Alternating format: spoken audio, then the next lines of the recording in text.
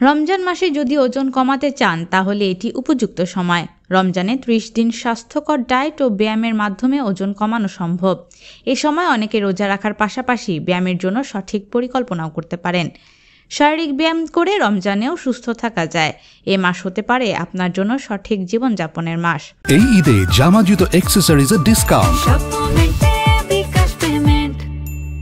অনেকের মাথায় প্রশ্ন আসে, একজন রোজাদারের ব্যায়াম করার সর্বোত্তম সময় কখন, ইফতারের আগে নাকি পরে? আপনি চাইলে ইফতারের আগে ব্যায়াম করতে পারেন, তবে এর জন্য আপনাকে সঠিক নির্দেশনা মেনে করতে হবে। আপনি যদি ইফতারের আগে ব্যায়াম করে থাকেন তাহলে 60 মিনিটের বেশি করবেন না। এছাড়া চেষ্টা করুন শীততাপ নিয়ন্ত্রিত স্থানে ব্যায়াম করার। এছাড়া ইফতারের পর্যাপ্ত পরিমাণ পানি ও তরল পান করুন, যাতে শরীর থেকে বের হয়ে যাওয়া লবণ এবং খনিজগুলো পূরণ করতে পারে। রোজা ভাঙ্গার পরে আপনি যদি ব্যায়াম করেন সেক্ষেত্রে রোজা ভাঙ্গার অন্তত 3 ঘন্টা পরে করুন, কেননা এই সময় আপনার শরীর হজম প্রক্রিয়া সম্পন্ন করে ফেলে।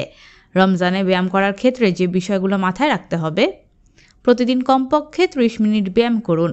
চেষ্টা করুন শীততাপ নিয়ন্ত্রিত স্থানে ব্যায়াম করার। দিনের বেলা এবং বিশেষ করে গরম আবহাওয়ায় কিংবা উচ্চ তীব্রতার ব্যায়াম এড়িয়ে চলুন। গরমের দিন শরীরের তরল ক্ষয় বাড়ায়, যা ডিহাইড্রেশন হতে পারে।